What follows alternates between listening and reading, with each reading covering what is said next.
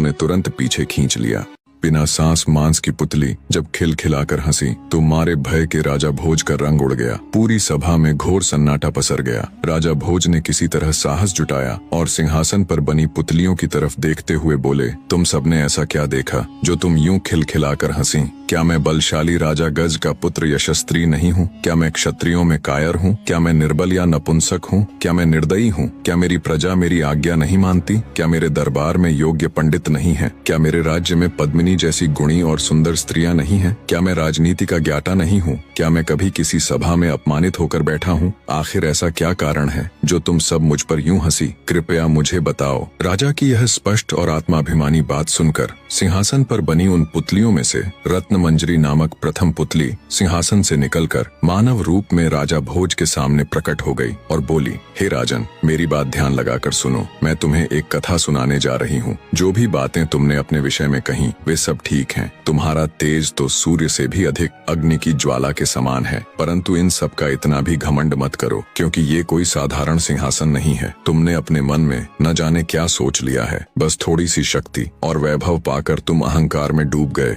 और अपने वास्तविक स्तर को भूल बैठे। सिंहासन पर बैठने से पहले तुम ये अच्छे से जान लो कि जिस राजा विक्रमादित्य का यह सिंहासन है, तुम उसके एक बाल के बराबर भी नहीं हो। उसके दरबार में तुम जैसे राजा केवल सामान्य नौकरों के समान ही थे बस। प्रथम पुतली रत्नमंजरी की बात सुन पहले से ही खार खाए राजा भोज का गुस्सा 7वें आसमान पर जा पहुंचा। वे भड़कते हुए बोले, अगर ऐसा है तो फिर मैं इस सिंहासन को अभी नष्ट करवाकर फिर से धरती में गड़वा दूंगा। राजा भोज के इतना कहने पर रत्नमंजरी कुछ कहती, इससे पहले ही सभा में मौजूद राजा भोज के कुल पुरोहित यानी उनके गुरु वर्षाचारी बोले, राजन, आपका यह व्यवहार न्याय से बहुत दूर है। पहले पुतली की बात ध्यान से सुनिए, बाद में जैसी आपकी इच्छा हो फैसला ले लीजिएगा। कुलगुरु की बात सुन राजा भोज कुछ शांत हुए और बोले, ठीक है, मैं भी तो जानूं आखिर सच्चाई क्या है। तब पुतली रत्नमंजरी बोली, मैं क्या कहूँ राजन, यदि केवल इन गुणों को ही मापदंड मान लिया जाए तो तुम जलकर भस्म हो जाओगे। जब तुम विक्रमादित्य की संपूर्ण कथा सुनोगे तब तुम्हें खुद पर लज्जा आएगी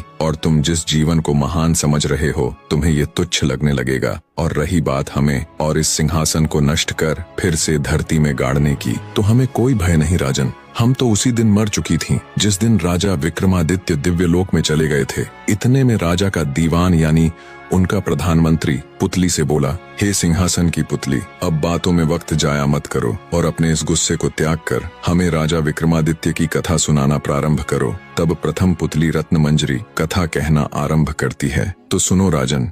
एक राजा की 4 रानियां थीं। राजा गंधर्वसेन जात पात में बिल्कुल भी विश्वास नहीं रखते थे, इसलिए उन्होंने उस समय समाज में मौजूद सभी 4 वर्गों यानी 4 जातियों की कन्या से विवाह कर लिया। उसकी 4 रानियों में एक ब्राह्मण, दूसरी क्षत्रिय, तीसरी वैश्य यानी बनिया और चौथी शूद्र यानी मजदूर जाति से थी। उसे ब्राह्मणी से एक पुत्र हुआ जिसका नाम ब्रह्मजीत रखा गया। क्षत्राणी से 3 बेटे हुए, एक का नाम शंख, दूसरे का नाम विक्रमादित्य और तीसरे का भर्तहरि रखा गया। वैश्य से एक लड़का हुआ जिसका नाम चंद्र रखा गया और शूद्राणी से धन्वंतरी नामक पुत्र हुआ। समय बीता और उसके सभी लड़के जवान हो गए। राजा गंधर्वसेन ने ब्राह्मणी से पैदा हुए ब्रह्मजीत को राज्य का दीवान नियुक्त कर दिया, पर ब्रह्मजीत के दीवान बनते ही राज्य में अशांति फैल गई, जिसे ब्रह्मजीत संभाल न सका और राज्य छोड़कर चला गया। ब्रह्मजीत के राज्य छोड़कर जाने के बाद राजा के दूसरे पुत्र शंख को संदेह था कि अब उसका पिता कहीं उसके भाई विक्रमादित्य को अपना उत्तराधिकारी न चुन ले, क्योंकि विक्रमादित्य को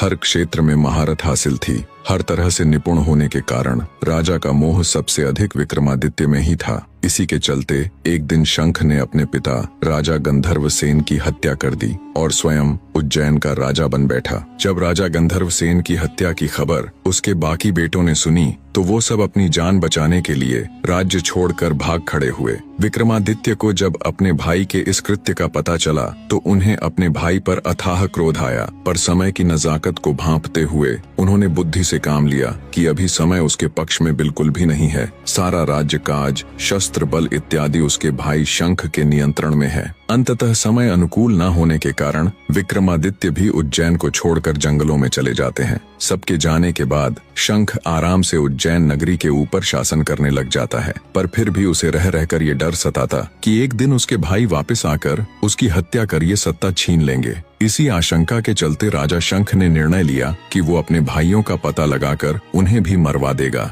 राजा शंख ने एक दिन देश प्रदेश से बड़े बड़े ज्योतिषी और भविष्यवक्ता बुलाए और अपना भाग्य बताने के लिए कहा। जब ज्योतिषी और भविष्यवक्ताओं ने राजा शंख की कुंडली के माध्यम से उसका भविष्य देखा तो उन्हें बड़ा अचरज हुआ। उन्होंने राजा शंख को बताया कि उसे उसके किसी भाई से कोई खतरा नहीं है, केवल विक्रमादित्य को छोड़कर उसकी कुंडली बता रही है कि उसकी मृत्यु उसके भाई विक्रमादित्य के हाथों लिखी हुई है। ये सुनकर राजा शंख के पूरे शरीर में डर की लहर दौड़ गई। उसने तुरंत सख्त हिदायत दे देश प्रदेश सब जगह अपने गुप्तचर फैला दिए। आखिरकार गुप्तचरों को जंगल में एक झील दिखी जिसमें विक्रमादित्य का प्रतिबिंब दिख रहा था। उन्होंने तुरंत राजा शंख को संदेश पहुंचाया कि विक्रमादित्य इस समय फलां जंगलों में रह रहा है।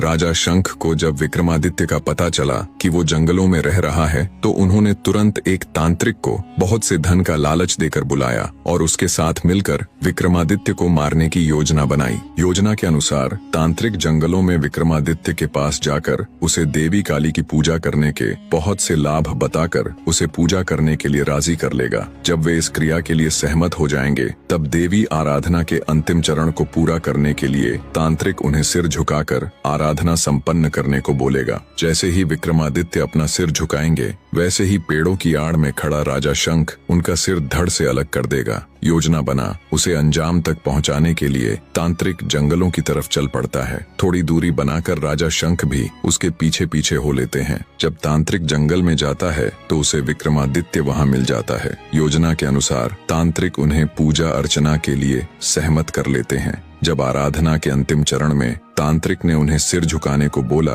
तो विक्रमादित्य को कुछ संदेह हुआ। उन्होंने इशारा कर पहले तांत्रिक को ये क्रिया करके दिखाने के लिए कहा। जैसे ही तांत्रिक ने उसे दिखाने के लिए अपना सिर झुकाया तो रात के अंधेरे में आड़ में छिपे राजा शंख को लगा यही विक्रमादित्य है। वे फुर्ती के साथ निकले और अपनी तलवार के एक ही प्रहार से तांत्रिक की गर्दन धड़ से अलग कर दी। खतरे के अंदेशे से पहले से ही तैयार खड़े विक्रमादित्य ने झट से शंख की तलवार छीनकर उस पर अपनी पूरी ताकत से प्रहार किया। परिणाम स्वरूप शंख का सिर धड़ से अलग हो धरती पर जा गिरा। इस तरह विक्रमादित्य ने अपने पिता की हत्या का बदला ले लिया। शंख को उसके कर्मों का फल देने के बाद विक्रमादित्य उज्जैन लौट आए और राज्य को संभाल लिया। वह एक सदाचारी, न्यायप्रिय, दानी, उदार व लोकप्रिय राजा थे। उज्जैन की जनता उनके जैसा शासक पाकर धन्य हो गई। एक बार राजा विक्रमादित्य शिकार के लिए एक जंगल में गए हुए थे। वहां एक हिरण का पीछा करते करते वे बहुत दूर निकल गए और रास्ता भटक गए। घूमते घूमते वे एक महल के सामने जा पहुंचे।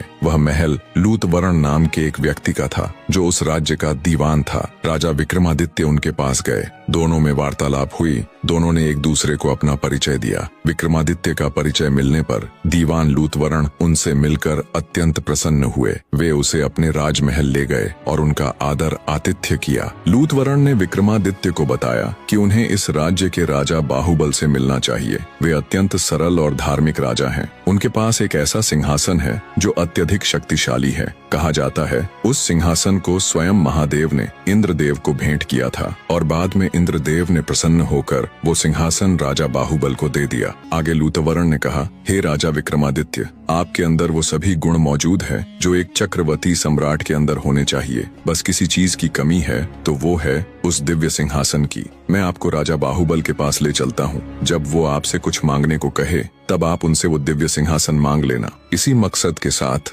विक्रमादित्य और लूतवरण दोनों राजा बाहुबल के पास जाते हैं। तब राजा बाहुबल भी विक्रमादित्य से मिलकर अत्यंत प्रसन्न हुआ और बोला, विक्रमादित्य, तुम संपूर्ण भारत में इकलौते ऐसे राजा हो जिसने इतने कम समय में इतनी प्रसिद्धि हासिल कर ली कि अब देश के कोने कोने में लोग तुम्हें जानते और चाहते हैं। राजा बाहुबल ने भी राजा विक्रमादित्य का शानदार आदर आतिथेय किया। कुछ दिन सम्मान के साथ राजा विक्रमादित्य राजा बाहुबल के अतिथि बनकर रहे। फिर एक दिन जब विक्रमादित्य ने राजा बाहुबल के आगे वापस उज्जैन लौटने की इच्छा जाहिर की तब राजा बाहुबल ने उन्हें कोई भेंट मांगने का अनुरोध किया। राजा विक्रमादित्य तो इसी अवसर की तलाश में थे। उन्होंने बिना एक भी पल गवाए राजा बाहुबल से वो अतुलनीय सिंहासन देने का अनुरोध किया। अब चूंकि राजा बाहुबल विक्रमादित्य को वचन दे चुके थे, तो उन्होंने निसंकोच वो सिंहासन राजा विक्रमादित्य को भेंट कर दिया। वे भली भांति इस बात से परिचित थे कि अगर उनके बाद कोई इस सिंहासन के योग्य है तो वो केवल और केवल विक्रमादित्य ही है। उन्होंने खुशी खुशी विक्रमादित्य को सिंहासन देकर विदा कर दिया।